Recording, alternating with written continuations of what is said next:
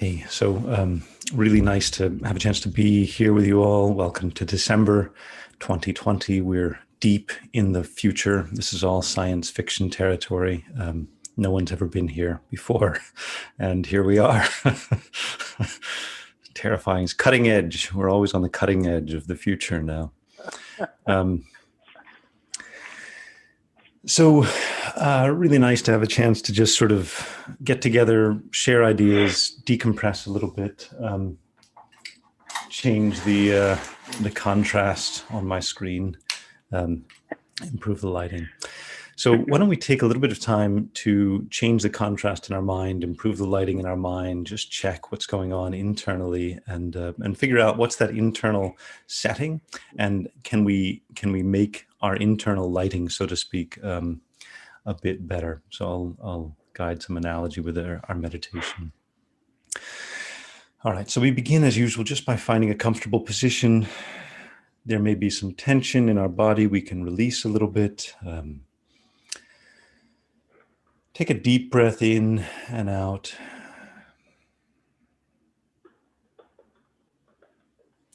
And then another deep breath in and out, just to allow ourselves to relax.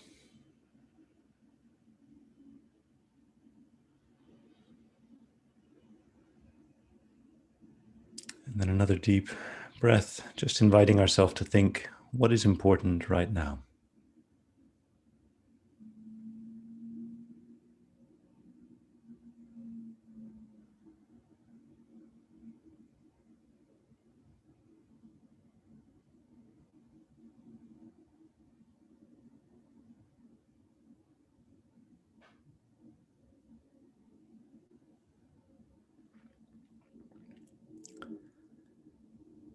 We can begin to become aware of our body. We can first become aware of where our body is in the room, in space, where we are in the present.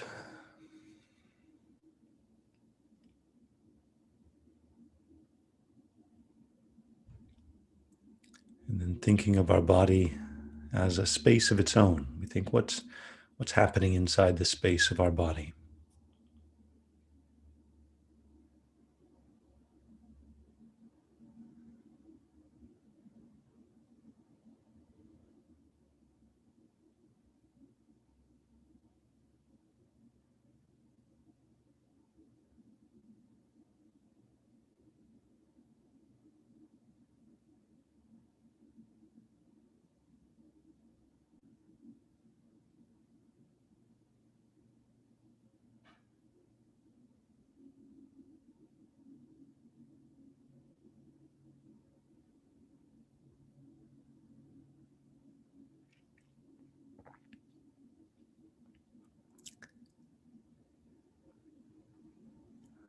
And inside our body, inside our mind, they're all like a space in which thoughts arise, feelings arise. But we can change the color of the space, the lighting inside our body, inside our mind, to be warmer, clearer.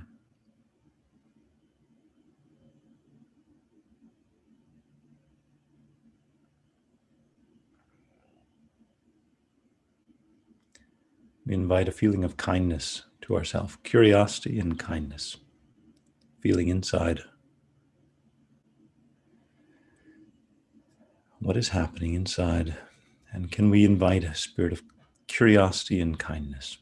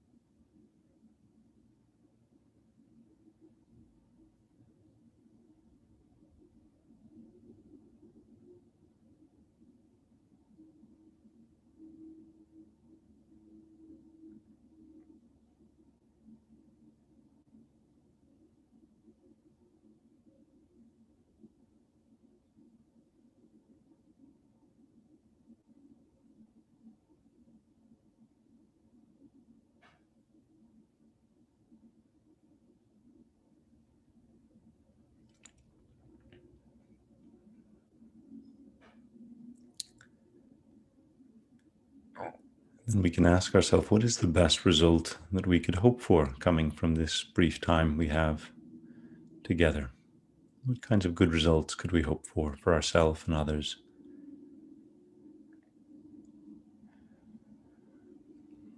And we develop a wish, may this brief time together help move us in the right direction.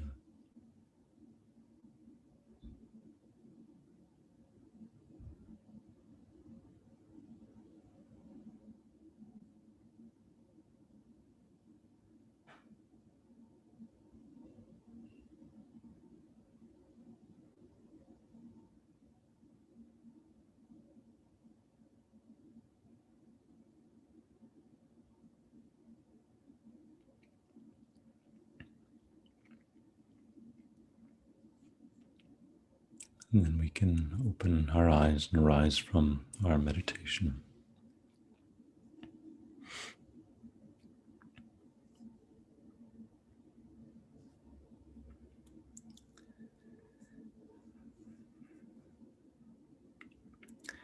So as I adjusted the shades in my room to change the lighting, that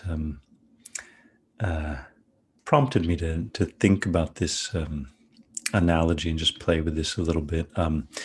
It's not uncommon among some meditation teachers to talk about changing the color of the space of our mind. It's a strange analogy, right? It's a slightly unusual analogy, but it comes from just looking at the space in the sky. It's always the same, day, night. Basically, it's always the same sky. But in the morning, maybe it's golden color. During the day, it's sort of bright blue, cloudy white, red in the evening, sunset, black at night, blue, black at night. So the color of the sky changes, but the underlying openness, spaciousness of the sky never changes. And so we can think of our mind as being like the space in which our experiences unfold. And so our mind is always kind of, it's just there as a space, but there can be a color to our mind, right? In the sense, in a metaphorical sense, in the sense that, is our mind relaxed and peaceful? Is our mind threatened? Is our mind intense? And there may be different colors, so to speak, of our mind that are appropriate at different times. But in general, trying to color our mind with a space of kindness and openness. The curiosity and kindness are a beautiful simplification summary of curiosity meaning just open to information, to seeing clearly, and kindness meaning that we're biased, but we're biased towards everybody's benefit, right? We do want better results for ourselves and others. That's the bias we want to bring. So we should be biased. We should be biased towards good results for ourselves and others, especially others. And just like when I change the lighting in the room, different things come into focus, right? You can see more clearly some of the details, and what you pay attention to changes. And in the same way as the tone in going on in our mind changes, then we see things more or less clearly. So that's just by way of an analogy. So when I was thinking about what to discuss today, what I'm doing is, of course, I'm just bringing my own life into these groups, and what's on my mind these days are difficult conversations, right? Like how to have difficult conversations.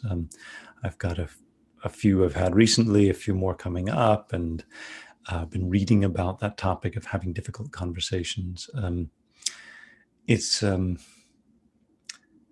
That is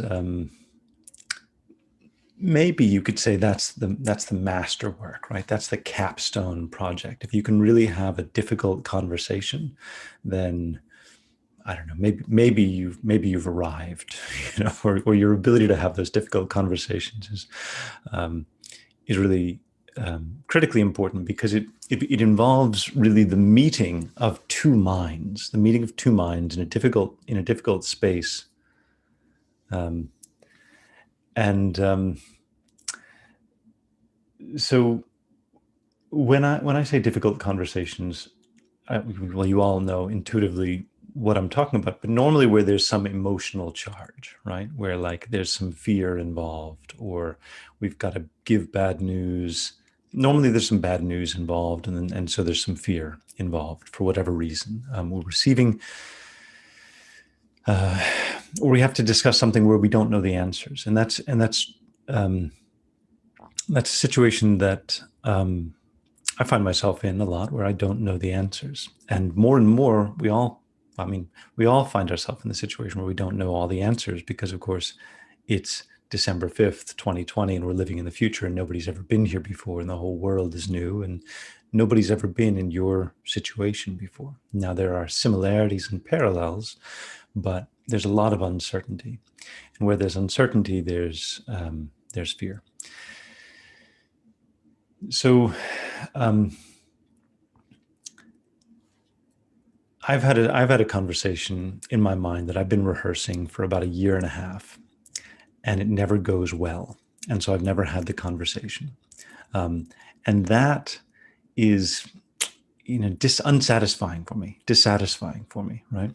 Because like every time I have the conversation, it always gets emotionally charged. It always ends up with me accusing the other person of something bad, and them getting defensive and saying, who are you to, make such an accusation? And I'm just like, it's just not going to go well, right? So there's a technique that I have not, in full disclosure, I've not yet used, but I'm reading about it, studying about it, and I'm planning to use it. And then I'll go to and explaining the things that I have done. But the technique is interesting. It's very simple, and it comes from a guy who has researched 10,000. Harvard professor of business called Chris Argyris, who's researched 10,000 really smart people working in really high functioning organizations. And he wrote a book called Teaching Smart People How to Learn. And his thesis is that these very smart people, you would think that they would be the best learners around.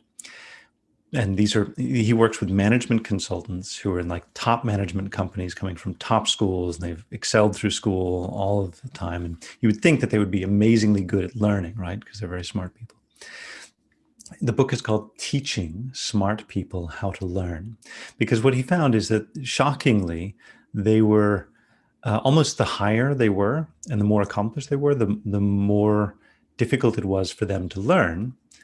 Because anytime they got into a difficult situation, they never were able to acknowledge that it might be partly their own fault, that they've done something wrong in that situation. They're very, very good at finding fault in the customer, very good in finding fault in the boss, very good in finding fault in the system, somebody else's fault. Not at all good finding faults in themselves. And if you can't find faults in yourself, then we can't learn and improve from those faults. Like if we can't acknowledge there's a problem, then we can't improve it. There is a traditional teaching that says train in the three difficulties. And the train in the three difficulties means train in the three things that are difficult to do. And the first one is recognizing our own delusions. And the second is reducing those delusions. And the third is eliminating them once and for all. And this is coming from the Buddhist tradition, where the idea is we've got these delusions swimming around in our mind, and we need to eliminate the delusions. But what happens when, digressing, to the world that I spent time in, what happens when people first encounter, for example, Buddhism or Buddhist teachings, they learn about things like the danger of anger, the danger of jealousy, the danger of attachment and craving, these kinds of things. But we all want to immediately skip to a state where we don't have that. And so we're like, oh yeah, anger, it's really dangerous. Yeah, I had a boss who had this anger problem once, and it was really a disaster. And oh, attachment, yeah, all these greedy billionaires and so forth. Oh, jealousy, it's like, oh, I can't believe all these, backstabbing celebrities and so. But it's never about us, right? Or if it is about us, it's so heavy. It's like, oh, I've got my attachment, my craving, it's so heavy. And so it's we don't do well with acknowledging our own faults. And this is exactly the struggle that these smart people were having. And so what he did, he introduced a really simple technique, which is think of a difficult conversation.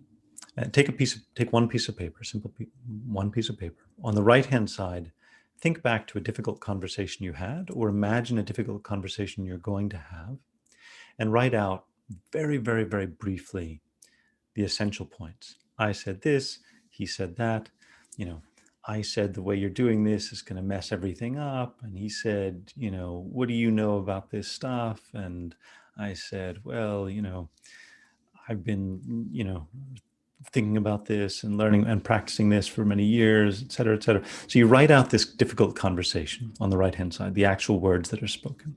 And on the left-hand side, you write out what you're thinking when you're talking, when you're saying stuff, and what you're thinking when they're saying stuff. You do not write out what they're thinking because you do not know what they're thinking. You just write out what you said, what they said, and what you thought on the left-hand side, like what.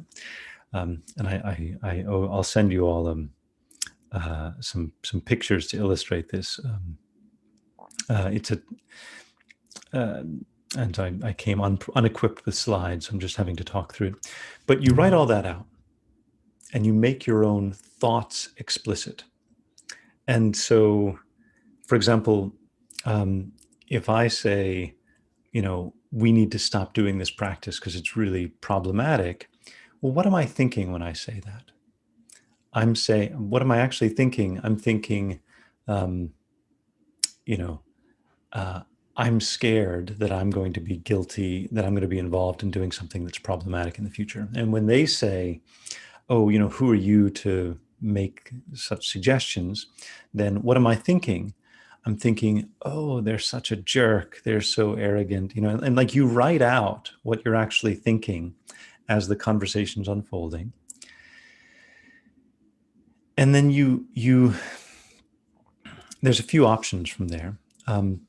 But the option that this guy, Chris Argyris, took is he would just then go and share that conversation with the person. Like he would have the leader who was in this difficult conversation just go and share that whole talk track and the whole mental process behind it with the people involved. And then instead of just having the conversation, you discuss about that whole situation, and you basically make it like an objective thing. You take it out of your head and you take it out of an emotional situation, and then you just look at it kind of on paper, and you look at the conversation together with the other person, and you talk about it together.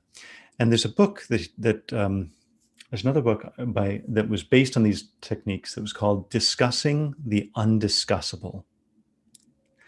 Discussing the undiscussable, because there's a lot of stuff that's just not discussable. Like you just can't say, oh, this guy's such an arrogant person, right? Like that just, you can't put that in a discussion. So there's always this fear in our mind of saying what we're actually thinking, which means that there's always two talk tracks. There's the external talk track, and then there's the internal mental talk track. But we don't share the internal mental talk track. We just share the external one, and the external one's not enough information to really be communicating accurately. So obviously it takes some courage to get to the point where you could do something like that. But interestingly, it's almost like it takes our self out of it. And the reason why these conversations are difficult is because of fear. And the reason there's fear is because we have such a strong sense of self, this sense of self that gets threatened, gets defensive or offensive. But if you just take it as like, here's this conversation, and this is what I was thinking. What do you think about this? And we're basically putting it outside of ourselves and looking at it like you might look at somebody else's, like a book or a business case study. It depersonalizes the whole thing. And makes it easier to just sort of discuss about that. And what we find is that a lot of the assumptions that we had were not about what the other person was thinking are not accurate, right? And it basically gives a chance to bring the discussion to another level. So some of the other, that's an example of all of the hidden thoughts that go unspoken. And normally in most conversations, there's a lot of thoughts that go unspoken and unexpressed. When a little kid does something wrong, and you come in their room, and if you're a parent, you come in their room, and then all of a sudden they hide something under the bed, right? And you're like, what were you doing? And they're like, nothing. Like, you weren't doing anything? Nope. Like, they're totally transparent and obvious kids. They don't really get away with very much. Now, parents have an amazing ability to sniff out when their kids are up to something. There's a line. One of my friends, when her son was 8 years old, she would be in the kitchen or somewhere, and all of a sudden she would hear silence. And after about a minute of silence, she's like, Trey, what are you doing? And he's like, I'm not doing any naughty stuff, Mom. That was his line. I'm not doing any naughty stuff, Mom. But of course he was, whatever he was doing, right? So silence, parents can detect a moment of silence. And believe it or not, we're really good at reading each other's facial expressions, right? Like, we're really good at reading each other's body language, really good at telling when somebody's not being totally honest with us. We're not perfect, but we're pretty good, right? And especially if you spend time with somebody, you can kind of infer a lot of the implicit thoughts and so forth. Now, we may not be discussing the undiscussable, but people know what's going on, right? So I had a conversation recently. So one of the things that I was trying to do recently is try to understand the concerns that somebody else was having, somebody else expressing concerns. I was trying to understand those concerns. So one of the things I did is I wrote out the concerns in my language and reframed that and presented that back to them. And I said, this is what I think I'm hearing you say. Is that accurate? And they said, exactly. And so I was like, okay, great. I was relieved. But that's not always the case. So they may correct or they may adjust. And so then we talked through it, and I'm like, okay, well, I think I should do this and this and this and this. But I could see on their face that something was missing. They thought something was missing, right? They weren't fully satisfied with my suggestion about the solution. So I was using my inference, to tell that something wasn't quite right. Now, I was very strongly tempted to just move along, right? Because they didn't say anything. They didn't say, no, that's not an adequate solution. So I had to dig into my courage and say, you think that unless I stand up to so-and-so, nothing's really going to change, right? You think that unless I am bolder and take bolder steps, nothing's really going to change. And they said yes. So I guessed correctly, but there was this thing that I was afraid to do, right? I was afraid to challenge to put forward a challenge, to challenge someone where my own fears were there, but they could see it. Other people can see what we're afraid of. Other people can see what we're avoiding in general. And so figuring out how to be explicit about what's going on is very powerful. And then what happens is it gives us an opportunity to often then what we hear is the other person will share their own experience. I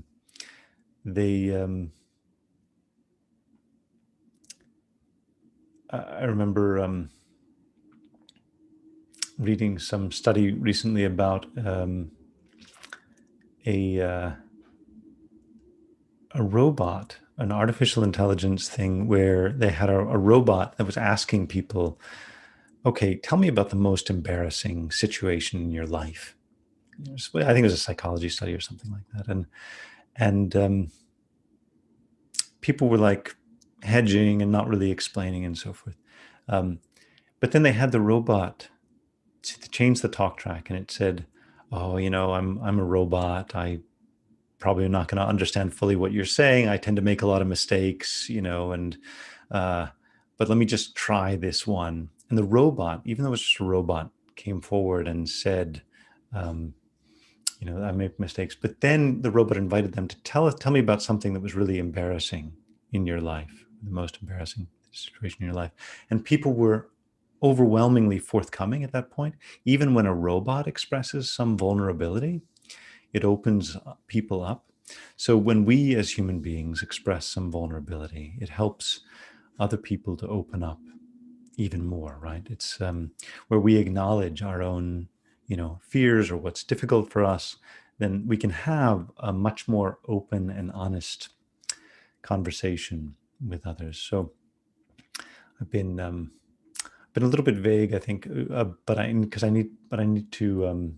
I'll send you a picture of this exercise and a little bit of a write-up on this exercise about how these difficult conversations, how Chris Argyris was recommending we handle these kinds of difficult conversations. But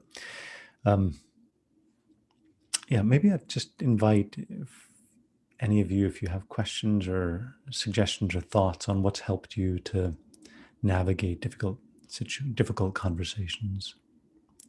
Anybody wants to share? Carlos, yeah? I always have something to say. I'm very strong opinionated, but I found out when difficult conversations, I let the people talk, trying to let them talk, because if I'm very sure that they're wrong, they're going to fall on their face. So I let them talk until they probably get lost on talking. If that doesn't happen, at least give me the chance to see their point of view, where they're coming from. And I'm trying to make a distinction. Is this personal or is just business? And it's hard for me to practice that, but that's the way that I try. So just making sure that you're inviting them to talk, sharing their. Yes, because you don't know you're not on their shoes. It's the same. That reminds me, 40 years ago, saw somebody on a wheelchair, and a friend said, "Man, your life must be very hard." He said, "Well, I don't know how, because I didn't know any better. That has been my life on a wheelchair." So for his perspective, he's seeing, hey, this is my normal. So when I have a difficult conversations, and we know, Andrew, that we have this not just in the personal life, but at work. I know that I have a tendency to talk more than everybody else, but I struggle, and I try to say, okay, let the person talk, because if they have a point that you need to listen, at the end you say, oh, okay, I didn't see for that angle. But then if they just fool, they talking, not saying anything, and then you don't need to argue with them. Yeah, and when people are speaking, they're expressing their view. It's not necessarily expressing the objective truth. The fact is if most of the time is opinions, and they can be true and they cannot, and Yeah. Great. Any other thoughts, suggestions on what's helped you guys with difficult conversations? So Andrew, what I have found found out usually when having difficult conversations is that having that communication and actually having the conversation is more important. Otherwise, if you never have that conversation and just sort of have like a cold war and just assume that yes, so the other person will understand implicitly, you have expectations that yes, they are close to me, so they should understand how I feel. uh, that creates ambiguity, because someone else might be, I might be thinking something else and you might be thinking that I must be thinking something else. So uh, having your having a open conversation, and like you were mentioning, having your internal talk track become your external talk track when you're having these conversations, at least explaining exactly what you are thinking of and not trying to sugarcoat it or moving around the bush, uh, is really helpful. I mean, it could be hurtful, but at least it's out in the open, and now we can discuss how to move past it. So I feel having that clear conversation has really helped me. Right. That's great. But it takes that courage, right, to have that conversation and not just leave it cold and implicit. But it's always a lot easier to just, the expression, take the Band-Aid off, just rip the Band-Aid off, and just we're repaid many times over, I think, by that boldness.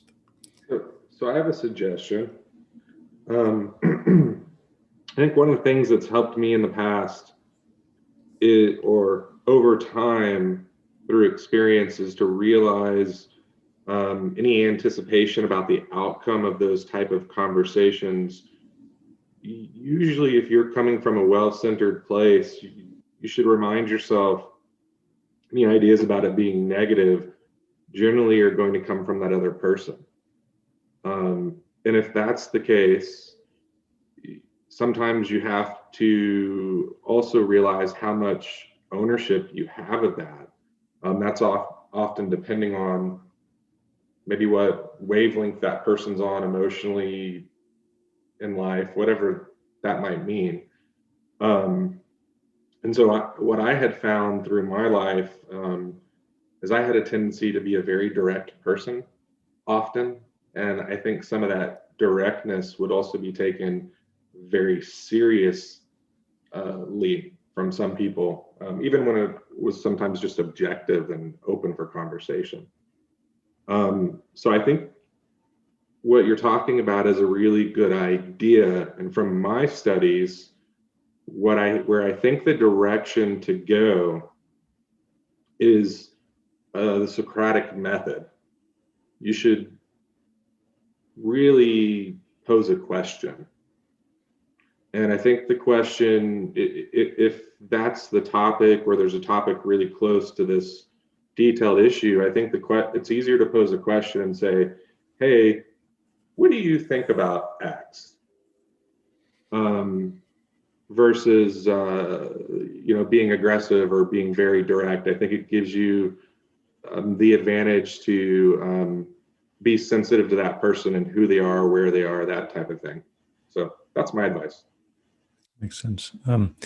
There's definitely that sensitivity about how other people are receiving, the way we're talking. We need to be sensitive to that, right? The things that, for some of my friends, I feel like we would just have an open debate. But if I try to talk that way with my wife, she really doesn't like that style of communicating. So I need to be very careful, as one example, about how I frame disagreement. And so we need a sensitivity to the other person. And I think asking questions is fantastic. But just like in a courtroom, there are leading questions, objection, Your Honor, leading the witness. So we want to make sure that the questions are genuine questions, and we're not just trying to entrap the other person, because people can sniff out a trap as well. It's like, do you think this behavior is going to destroy our company? It's like, it's a leading question, for example. I'm thinking about the fact that actually we're going to have a difficult discussion, difficult conversation tomorrow with our family. And it's only difficult because we see no end to the situation and we're very far apart and none of us can be together. And it makes us all very sad in different ways and at different times. And getting together like this isn't solving it. On the other hand, making sure that all of us are together for this conversation. So making sure everyone's at the table, which isn't a one-to-one conversation, but in our case, it's a five of us. And the difficulty for me in all of this is making sure that my daughter-in-law is equally feeling comfortable, non-threatened, not vulnerable, and so that it's five at the table, not the two parents and the two sons. She needs to feel that comfort level. And so that's the difficulty of that kind of a conversation when people are sort of brought along, but they don't really feel they're at the table, and trying to make sure that that table is equal is the difficult part to make the discussion go well, have everyone have a voice and feeling like we can move forward. And I don't know that we're going to have a solution, but we personally, especially, I'm sure we all have this feeling a little bit. We want to make sure everyone's at the table when we have the discussion. And it's hard. It takes time to build up that level of trust. It takes her, I mean, like people, she can be in the family for years and years and years, but still never quite feel the comfort or confidence to totally speak her mind.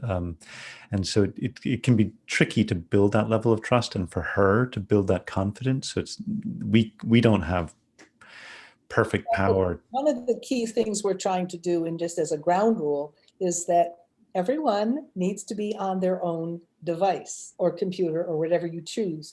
Because if you allow one person to be in the background and not equally at the table, then that's easier to withdraw from the conversation. And we think that will happen. I can let you know next week. But I think that's one of the biggest hurdles to making this work tomorrow. Everyone's, like I say, everyone's bought into it verbally on the thread, but I worry about that hurdle, and that's the only ground rule we've set to hopefully make sure the engagement is fair and open and equal. It's no harm to anybody, but we need to feel she's part of the conversation. And if you're in a conversation with somebody who's very shy and reserved, or on some level you think maybe holding back something, sometimes making explicit, like, is there anybody here who's concerned that if we do this, X might happen? That naming it explicitly gives them a chance to nod and agree and so forth. And so you can give words to things and just see if that resonates with them. Thank you. Yeah, I need advice. I'm listening for how I'm going to make this work tomorrow. Or not me, but how we can all make it work tomorrow. Yeah, if we have any suspicion that maybe somebody's thinking something, we can say, is there anybody, worried that this might happen? And then that helps us to lend them. Basically, we're lending them our courage with that. Okay. All right, let's take some time just to conclude with some meditation now. And what I thought we could do is just meditate on recognizing our common humanity, that we're all basically going through the same thing, whichever side of the conversation we're on. And it's all just humans interacting. We all basically work the same way. We just have to learn how to communicate better. But okay, again, we can just settle in for a bit of meditation. Again, taking a deep breath in and out, resetting. Another breath to relax.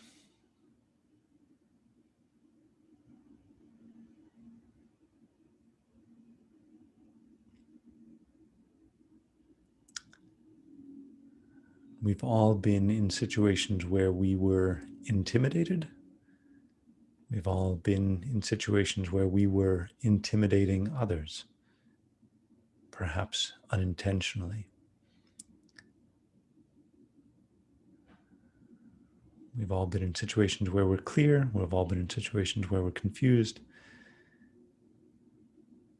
Every conversation really is just the meeting of two or more people. Two people, they have their own fears, beliefs, backgrounds, hopes.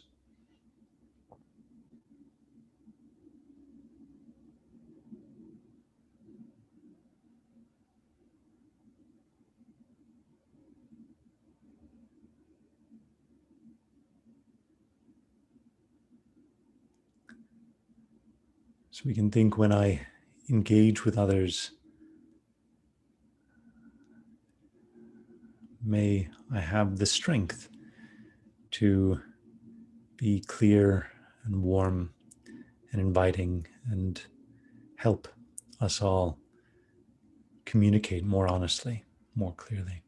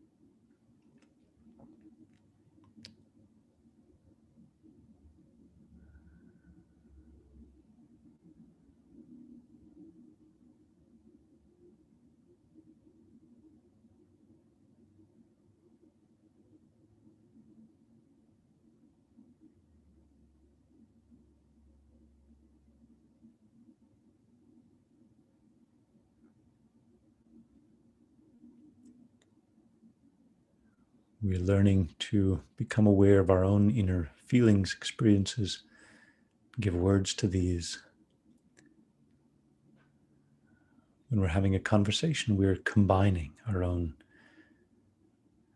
and combining our own experience and others' experience, and finding words to express this shared experience. It's very much like mindfulness, but it is collective mindfulness, collective awareness that we're promoting.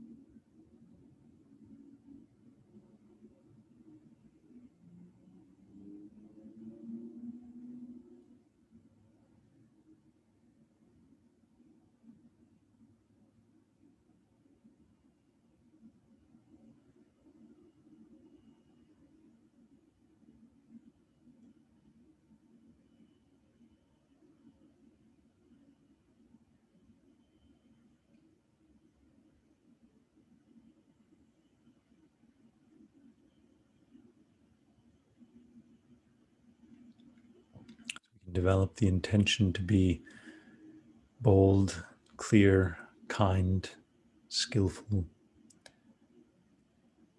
in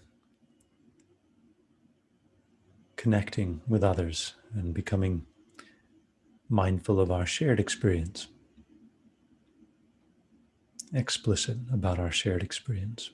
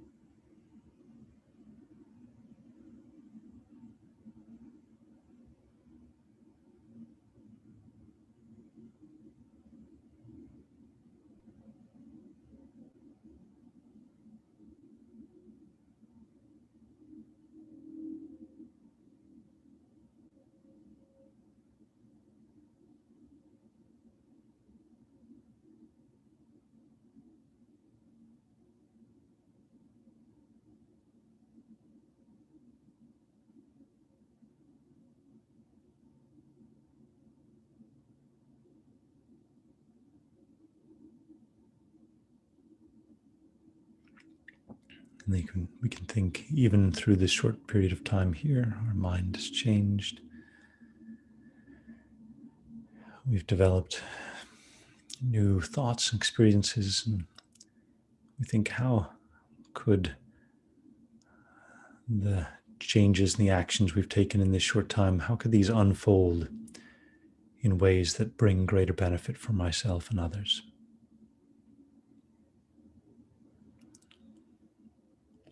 What's a positive direction that this might all unfold in?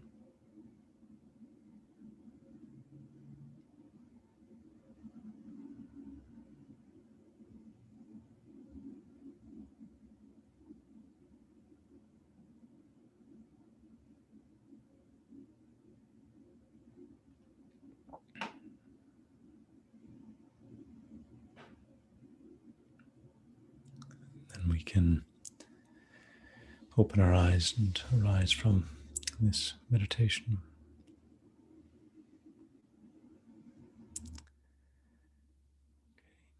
Thank you so much, everybody. So glad to have a chance to be here with you today.